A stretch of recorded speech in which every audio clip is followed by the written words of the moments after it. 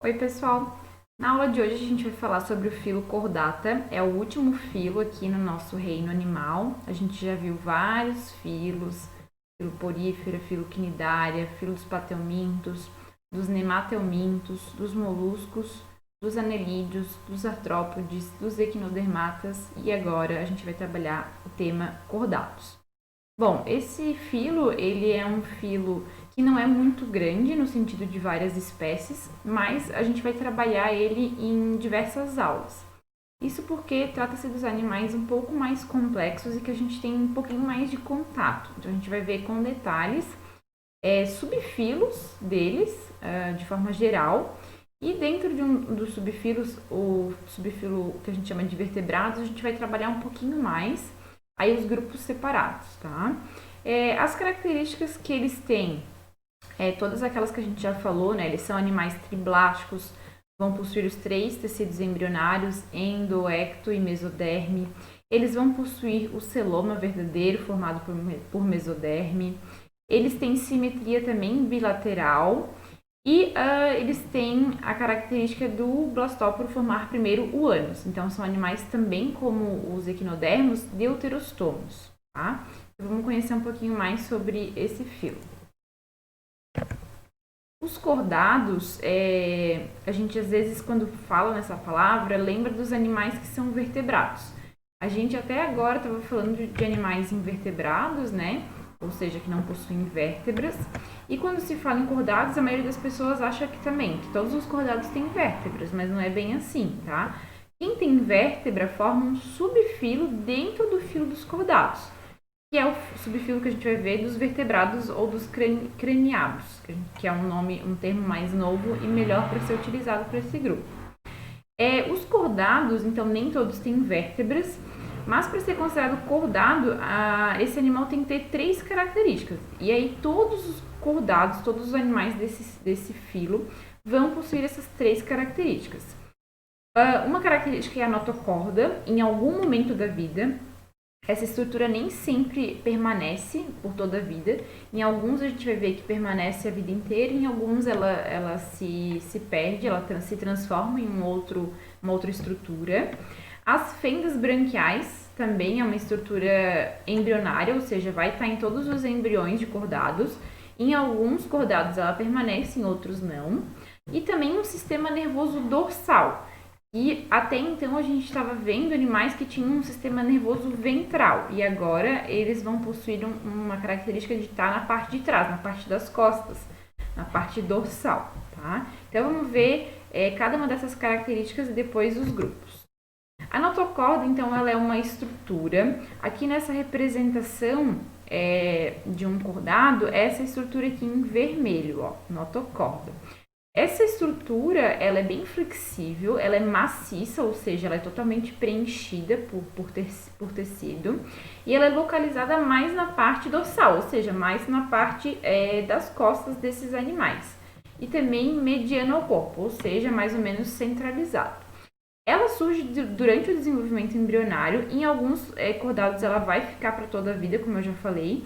Em outros, essa notocorda vai desaparecer. Ela vai ser substituída por uma outra estrutura que a gente chama de coluna vertebral, como é o caso, por exemplo, dos vertebrados. Tá? A outra característica são as fendas faríngeas, ou fendas branquiais. Essas estruturas aqui, ó, em vermelho. Essas fendas branquiais, elas também são estruturas embrionárias, ou seja, vão estar presentes em todos os embriões de todos os cordados. Nos peixes, elas vão ficar por toda a vida, elas vão formar as brânquias na fase adulta.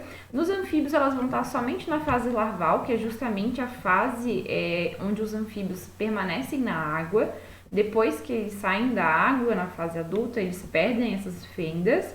Mas, por exemplo, nas salamandras, essas fendas branquiais persistem por toda a vida. Então, na fase adulta da salamandra, ela também vai ter essas fendas branquiais. Em outros vertebrados, ela vai ser totalmente substituída por outros órgãos. E aí, dependendo de cada grupo, vai ser um tipo de órgão. O sistema nervoso dorsal, que é a terceira que a gente colocou ali, né? Aqui em amarelo, ó, vejam aqui. Então, ela tá na parte mais dorsal. Aqui é um embrião, né? Uma representação de embrião. mas sempre é mais próximo da parte dorsal. É só a gente pensar no nosso sistema nervoso, tá? Nosso sistema nervoso central é formado pelo encéfalo e pela medula espinhal. E a nossa medula espinhal, ela tá dentro da coluna vertebral, mais na nossa parte das costas, mais na parte dorsal. E não aqui no ventre, né? Ela tá mais na parte dorsal do nosso corpo. E isso é característica de todos os cordados, tá? Aí aqui só para a gente ver como a comparação, né? Um inseto que era um artrópode, que a gente viu numa aula anterior. Aqui em vermelho está o sistema nervoso, então ele é ventral, vai estar mais próximo do ventre. E aqui num exemplar de um mamífero, um gato, ele vai estar aqui na parte dorsal, ou seja, nas costas desse animal. E aí esse grande grupo, esse filo cordado, ele ainda consegue ser dividido em alguns subfilos, que a gente chama. Os subfilos são urocordados, cefalocordados e os vertebrados. A gente vai ver que essa palavra que pode ser substituída nos materiais mais recentes, ela vem sendo substituída por craniado. Então vamos lá. O primeiro subfilo, o subfilo urocordados, nesse subfilo a notocorda ela ocorre na cauda, por isso vem o nome, uro vem de cauda, da larva desses animais. Mas na fase adulta ele se perde, essa notocorda ela é substituída durante a metamorfose, lá que é a troca do estágio larval para a fase adulta. O corpo desses animais ele é revestido por uma túnica com um carboidrato, um açúcar, que é bem parecido com a celulose das plantas, e por isso esse grupo também é chamado de tunicado, muitas vezes. Vocês vão encontrar, por exemplo, essa palavra, às vezes em provas e em livros didáticos. Os principais e mais conhecidos, mais populares representantes desse grupo, desse subfilo, são as assídeas. Então, aqui a gente tem um exemplo de uma assídia. Elas podem ser solitárias, viver sozinhas, ou elas também podem viver em colônias. Essa aqui, então, bem bonita, essa assídia solitária aqui, que ocorre lá no Oceano Índico. Geralmente são animais pequenos, essa aqui tem 5 centímetros de comprimento. E a gente vai ver daqui a pouquinho para que serve esse sifão bucal e esse sifão atrial, tá? Então, aqui tem alguns exemplares, eles são bastante bonitos, eles são animais que vivem em ambientes aquáticos e marinhos, tem uma diversidade.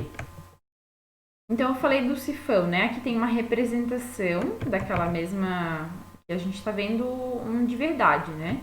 Aqui também, ó, o sifão, que de verdade. E aqui agora a gente tem a representação. A gente tem esse sifão bucal, por onde a água entra, e o sifão atrial, por onde a água sai. Então, a água ela vai entrar por esse sifão aqui bucal. Existem cílios nessa região que vão bater e vão auxiliar a passagem dessa água. Essa água vai chegar, então, nas fendas faríngeas. E aqui estão esses buraquinhos aqui nessa representação, são as fendas faríngeas. A água vai passar por ali, vai ser filtrada por esses cílios. O que o animal quer reter, por exemplo, nutrientes que essa água traz para ele se alimentar, ele vai reter ali e aí eles vão passar esses nutrientes para o endóstilo, que é uma estrutura que está aqui, ó, que vai fazer a parte aí de digestão depois. Ela vai mandar aí depois para o estômago para esse alimento ser absorvido. A água ela é extremamente importante também, não só por conta da alimentação, mas também para as trocas gasosas. Então, a gente precisa reter o oxigênio que está na água e mandar embora o CO2. E também as fezes, excretas, o que esse animal não quer mais, ele vai devolver aqui para a água por esse sifão atrial. Também os gametas, tá? Na fase de reprodução, a fecundação ela é externa, aí os gametas são produzidos lá no ovário, nos testículos, e liberados também por esse sifão atrial. A maioria deles é hermafrodita, tá? Mas tem uma questão importante aqui que eles não fazem autofecundação, ou seja, eles não se reproduzem sozinhos. Geralmente há troca de gametas. Então, uma determinada assídia, por exemplo, vai produzir óvulos, e a do lado vai produzir espermatozoides, eles se encontram na água e pode ocorrer a fecundação. Mas eles têm os dois órgãos no mesmo indivíduo, tá? Do zigoto, ele vai se desenvolver uma larva, então depois que ocorreu a fecundação, o zigoto ele vai se multiplicando, vai sofrendo diversas mitoses, vai crescendo, vai se transformando em larva, e essa larva ela toca daí algum substrato para sofrer a metamorfose e virar um indivíduo adulto. As assídias, que são esses animais que a gente estava vendo aqui, que eu mostrei para vocês aqui, essa grande diversidade, eles são animais sésseis, tá? Na sua maioria. Mas existem alguns também que a gente chama de planctônicos, que vivem lá no plâncton do mar, ou seja, são de vida livre. Como, por exemplo, as salpas, essa estrutura aqui que essa pessoa está segurando.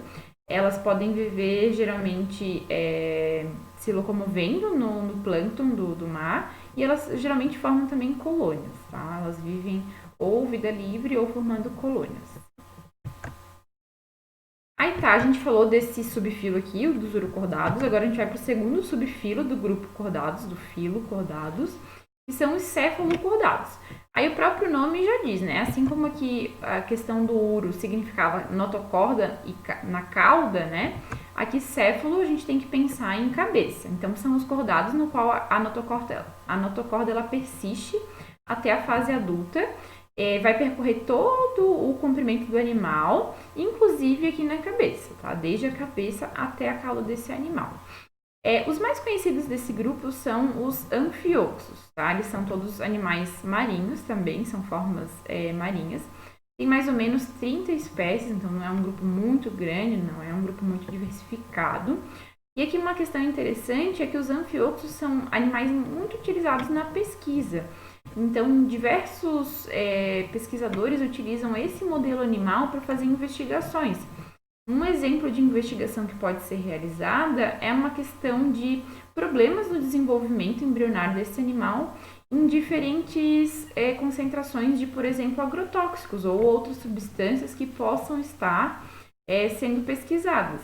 Então, os pesquisadores eles colocam esses animais em diferentes situações, pode ser para verificar mudança de pH da água, mudança de temperatura, tudo isso pode ser estudado com esse modelo animal. Então, ele é um modelo que é fácil de cultivar em laboratório e que é muito utilizado justamente por isso, por ser fácil o manejo, enfim, não requerer muita coisa, ele é muito utilizado para isso. Os anfioxos, eles são bastante pequenos, esse aqui tem 4 centímetros, mas eles chegam em mais ou menos 10 centímetros. Eles podem viver em águas calmas ou profundas também, um pouco profundas. E daí tem uma característica interessante. Eles não são sésseis, ou seja, eles não são fixados a um substrato. Mas a maior parte da vida deles, eles passam enterrados, com o corpo enterrado, com mais da metade do corpo enterrado, na areia. Tá?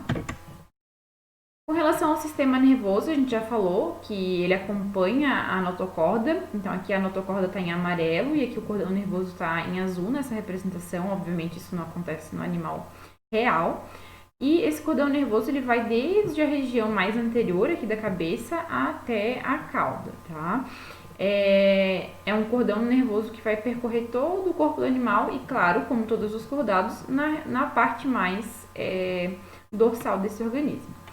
Eles são animais filtradores, ou seja, a água vai entrar aqui pela boca desse animal, situada na cabeça.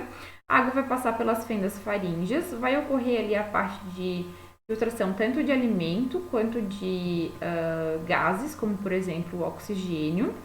Essa água, depois que foi filtrada e o que o animal não quer mais, ela vai chegar aqui no átrio e depois ela vai sair por um poro que chama atrioporo. Então tá aqui, ó, o atrioporo. Esse buraco é a saída de água que o animal não quer mais pro organismo, tá? Aí aqui mais posterior ainda tem o ânus, que é a saída depois do intestino das excretas que ele não quer mais do alimento, tá? Então depois que faz toda a digestão do intestino vai para o ânus e ele excreta de volta para o mar, tá?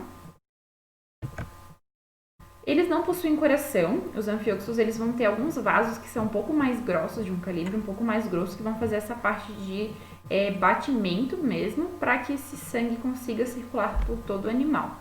Quanto à reprodução, eles têm sexos separados também, então vai ter um anfioxo fêmea e um anfioxo macho. com desenvolvimento indireto, ou seja, vai ter também a presença de uma larva. A larva, ela depois de uma fase planctônica, ou seja, lá de vida livre no mar, ela vai encostar em algum substrato, que pode ser pedra, pode ser areia, pode ser coral, e aí vai sofrer a metamorfose. Daí, depois da metamorfose, vai virar um anfíoxo adulto. E daí não é fixo, mas como eu falei para vocês, geralmente eles passam parte da vida com a metade do corpo enterrado na areia. E por fim, mas não menos importante, o subfilo vertebrados, mais conhecido como subfilo vertebrados, né? Mas o nome mais adequado hoje se acredita que seja subfilo craniado. A gente vai ver justamente o porquê disso, tá? Então, popularmente, a gente vai falar vertebrados. Eles são os cordados, onde a notocorda ela vai ser substituída durante o desenvolvimento embrionário, ou total ou parcialmente pela coluna vertebral. Então, as vértebras propriamente ditas, tá? Mas por que a gente não fala mais vertebrados? Porque nem todo representante nem todo animal que faz parte desse subfilo tem justamente as vértebras. Esse caso aqui, por exemplo, da feiticeira, ela não vai ter vértebras no seu corpo. Então, por isso que o nome mais correto que se acredita hoje é craniado. Porque aí sim, crânio existe em todas as espécies desse subfilo, tá? A presença de vértebra é o que dá um nome a esse grupo, mas ela não é uma característica que está em todos os animais desse grupo. A feiticeira é um caso que não tem vértebras. Tem mais ou menos 50 mil espécies, então é um grupo considerável aí, não é tão grande quanto dos insetos, mas é bastante grande. E aí, como eu estava falando para vocês, né, as feiticeiras não têm vértebras e a característica mais universal, a que todos os animais desse subfilo aqui têm, é a presença do crânio. Esse crânio ele vai proteger a parte do encéfalo. Então, o encéfalo é a região do sistema nervoso central um pouco mais desenvolvida, que faz parte de todos os organismos desse subfilo e vai ter um crânio ali, então, protegendo esse encéfalo, tá? Então, aqui no caso da feiticeira, a gente tem aqui a representação do crânio, que é essa estrutura aqui, protegendo esse pequeno encéfalo desse animal. E aí, nos outros animais, né, peixes e os demais, eles vão ter um crânio aqui também, bem representado, e que vai proteger o encéfalo que está dentro desse crânio. Os craniados, eles podem ser distribuídos em 7 grupos. E a partir de agora a gente vai trabalhar mais essa outra árvore filogenética, tá? Então aqui eu tenho todos os cordados. Cordados é o subfilo que possui notocorda em algum momento da vida. E aqui protocordados são os urocordados e os cefalocordados. E a partir daqui a gente tem os craniados, que é o que a gente estava vendo ali, né? Ou chamado de vertebrados também. Aí a gente tem as lampreias, ou feiticeiras, também chamadas de feiticeiras. E os demais? Aí os demais são os peixes cartilaginosos, que a gente chama também de condrictes, os peixes ósseos, que a gente chama de osteíctes, os anfíbios, os répteis, os mamíferos e as aves, tá? As lampreias aqui, que são as feiticeiras, elas fazem parte desse grupo aqui, os ciclostomados, tá? Os ciclostomados, os condrictes e os osteíctes, popularmente são chamados de peixes. Então, esses 3 grupos aqui são chamados popularmente, né? Isso não é um grupo taxonômico de fato, de peixes. O endoesqueleto dos craniados, ele é formado por osso ou por cartilagem. E aí, por exemplo, em alguns animais, como aqui o tubarão, que são os peixes cartilaginosos, somente vai existir a cartilagem. E nos demais vai existir a cartilagem e o osso em conjunto, como por exemplo na gente. Então, a gente tem regiões formadas por cartilagem e regiões formadas por ossos. Com exceção aqui das lampreias, dos ciclostomados, os vertebrados eles são animais que possuem mandíbula. Então, aqui nessa árvore, vejam aqui, notocorda vai ter em todos os cordados, crânio vai ter em todos os craniados e mandíbula vai ter em todos os craniados, com exceção das lampreias, que são os ciclostomados, tá? Então, aqui a gente tem o surgimento da mandíbula e da coluna vertebral. Também as lampreias não possuem vértebras, né, como a gente viu ali, a lampreia ou feiticeira, também conhecida como feiticeira. A gente tem aqui o surgimento da mandíbula e da coluna vertebral. Aí existem termos também para isso. Então, quem tem mandíbula é chamado de gnatostomatos, que são todos esses animais aqui. E quem não tem são os agnatos, que no caso são as lampreias. A vem de negação e gnato significa mandíbula, tá? Com relação ainda a esse grupo aqui dos cranianos, o subfilo craniado, o esqueleto ele geralmente está associado nos vertebrados a uma musculatura desenvolvida que permite a locomoção, então eles vai estar ligado a músculos ou na cartilagem ou nos ossos e vai fazer essa parte de locomoção, então de passar de um lugar para o outro. Os alimentos eles são processados num sistema digestório bem completo e complexo, que vai ter desde uma boca, um estômago, faringe, laringe, intestino, ânus e glândulas acessórias, como o fígado e o pâncreas. Em alguns desse grupo, o intestino ele vai terminar numa cloaca, que é uma estrutura que, na realidade, ela é a terminação, nesses animais, né, é a terminação tanto do sistema digestório quanto do sistema reprodutor. É o caso da galinha, né, dos galináceos. Então, eles vão possuir uma cloaca e nessa cloaca vai ser depositado tanto os gametas quanto a parte das fezes e do xixi, tudo sai ali na cloaca, tá? A obtenção de energia desses animais requer gás oxigênio e também a matéria orgânica. Essa matéria orgânica vai ser proveniente de um alimento ingerido, né? Então, eles obviamente não fazem fotossíntese, né? A gente precisa ingerir os alimentos e fazer uma digestão para conseguir esses nutrientes. E aí, em alguns animais, a troca de gases,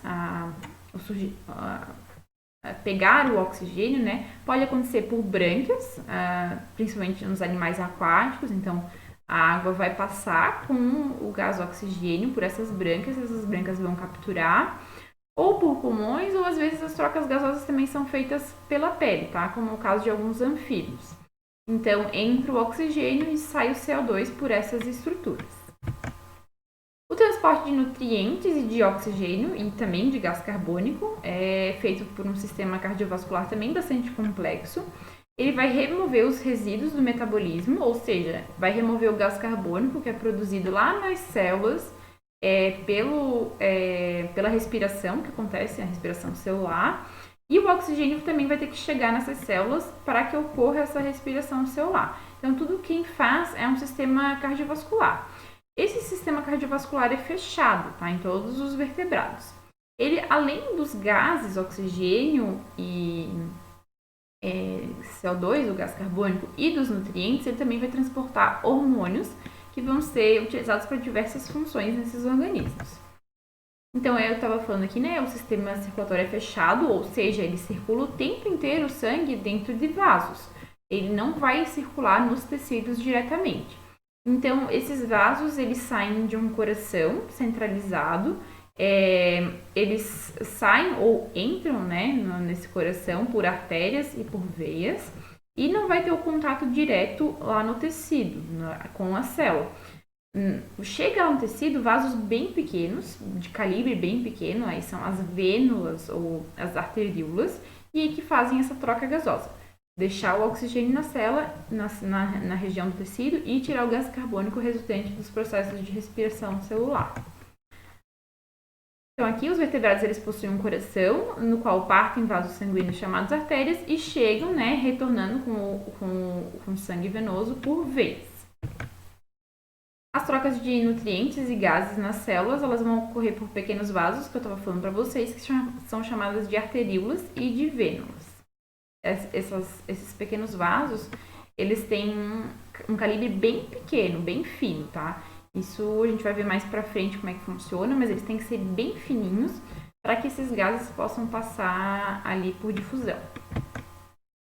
A eliminação das excretas, aí são geralmente compostos nitrogenados, no caso dos vertebrados, é realizada por rins, formado por diferentes e numerosas unidades filtradoras, que a gente chama de néfrons, tá? Então, essas são as características gerais desse grupo e nas próximas aulas a gente vai começar a trabalhar. Especificamente, esse subfilo aqui, dos craniados, né? O subfilo dos urocordados e dos cefalocordados a gente já viu nessa aula. São grupos pequenos e que não tem tanta característica para a gente trabalhar. Então, a gente já viu esses conteúdos. Nas próximas aulas, a gente vai ver especificamente cada um desses grupos que formam, né, o subfilo cranial, tá? Então, era isso por hoje. Até a próxima aula.